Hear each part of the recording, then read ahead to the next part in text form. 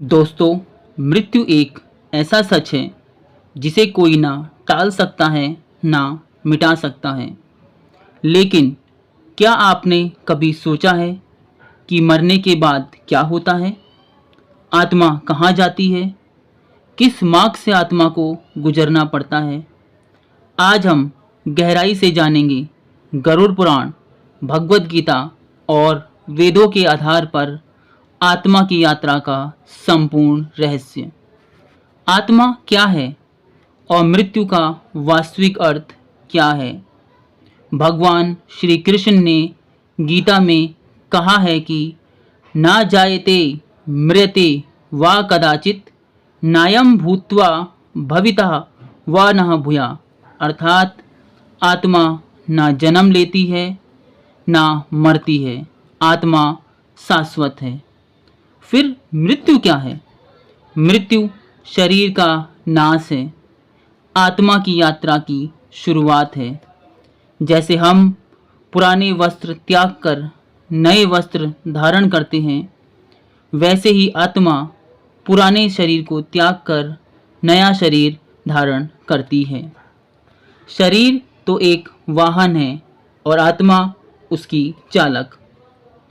गरुड़ पुराण के अनुसार जब मृत्यु का समय आता है तो प्राण 101 नाड़ियों में से सुषमा नाड़ी द्वारा निकलते हैं। यमदूत आकर आत्मा को निकालते हैं, पर यदि व्यक्ति ने पुण्य काम किए हों या वो पुण्य आत्मा हो तो देवदूत आते हैं। प्राण निकलते समय व्यक्ति को अपने जीवन की पूरी झलक एक पल में ही दिखाई देती है। यदि उसने पाप किए हों तो उसे दर्द, भय और अंधकार दिखाई देता है, और यदि व्यक्ति ने अपने जीवन में पुण्य कार्य किए हों तो प्रकाश, शांति और संगीत का अनुभव होता है।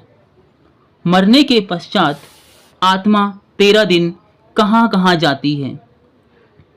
गरुड़ पुराण के अनुसार आत्मा सूक्ष्म शरीर में ही धरती पर ही भटकती रहती है। 1 से लेके 3 दिन आत्मा मृत स्थान के आसपास रहती है। 4 से लेके 10 दिन आत्मा परिवार के पास व अपना अंतिम संस्कार देखती है। 11 से 13 दिन में पितृगण और यमदूत आत्मा को लेकर चल पड़ते हैं यमलोक की ओर। दोस्तों, क्या आप जानते हैं पिंडदान क्यों आवश्यक है?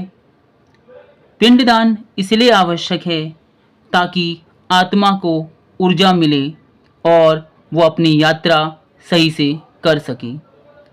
आत्मा को यमलोक की 86,000 योजन दूरी तय करनी होती है।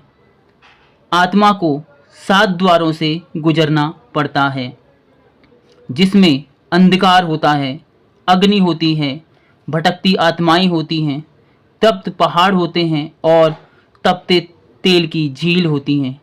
इन सब से आत्मा को गुजरना पड़ता है। जब आत्मा इन सब द्वारों से गुजरती है, उसके बाद वह यमलोक पहुंचती है, जहां चित्रगुप्त जी आत्मा का लेखा जोखा बताते हैं। वहां पर प्रत्येक कर्म, चाहे वो छोटा हो या बड़ा हो, सबको गिना जाता है। मन, वाणी और शरीर से किए गए पाप पुण्य दर्ज होते हैं। यमराज आत्मा से कहते हैं, हे जीव, तूने जो किया उसका फल तुझे अवश्य मिलेगा। हमारे कर्म फल का निर्णय अर्थात पुण्य आत्मा है तो उसे स्वर्ग भेजा जाता है, और यदि उसने पाप किए हों तो उसे नरक भेजा जाता है। और जिनके कर्म कुछ अच्छे और कुछ बुरे होते हैं, उन्हें पुनर्जन्म अर्थात मनुष्य, पशु, कीट आदि बनना होता है। दोस्तों, क्या आपको पता है कि नरक 21 प्रकार के होते हैं, जैसे तामिरत्र, महातामित्र, रौक आदि। उसी प्रकार स्वर्ग भी 4 प्रकार के होते हैं।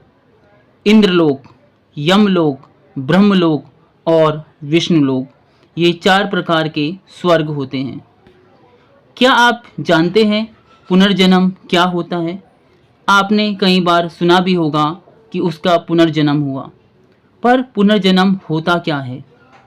जब आत्मा दोबारा कब और कैसे आती है? गरुड़ पुराण और उपनिषद में इसका वर्णन किया गया है। पुनर्जन्म का आधार होता है हमारे कर्म, हमारी इच्छाएं, हमारे संस्कार और मृत्यु का विचार। यमलोक के बाद आत्मा ब्रह्मा जी के पास जाती है, जहां उसे नया शरीर तय करना होता है। आत्मा से 5 प्रश्न पूछे जाते हैं। पहला प्रश्न, क्या तूने धर्म का पालन किया? क्या तूने सेवा की? क्या तूने दूसरों का अपमान किया? क्या तुझे भगवान का स्मरण था? क्या तूने अपने जीवन में पश्चाताप किया?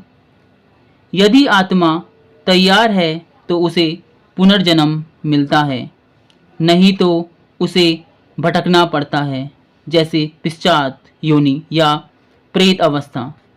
इसलिए दोस्तों, मृत्यु से पहले पुण्य कर्म करें, भक्ति करें, ध्यान करें, दान करें, सेवा करें, सत्य बोलें, जिससे हमारे कर्म बढ़ें।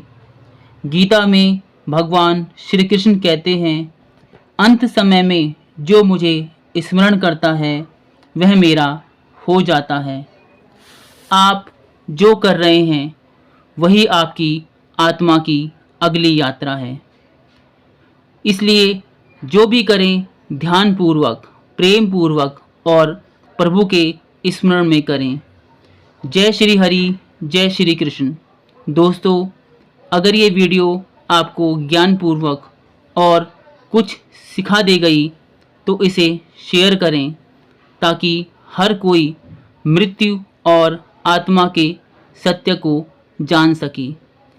अगर आपने अभी तक हमारे चैनल को सब्सक्राइब नहीं किया है तो इसे सब्सक्राइब कर लें, ताकि ऐसी ज्ञानवर्धक वीडियो सबसे पहले आपके पास पहुंचे और आपको ज्ञान हो, आप अच्छे कर्म करें। तो दोस्तों, धन्यवाद। जय श्री कृष्णा, जय श्री विष्णु, जय जय, ओम नमः शिवाय।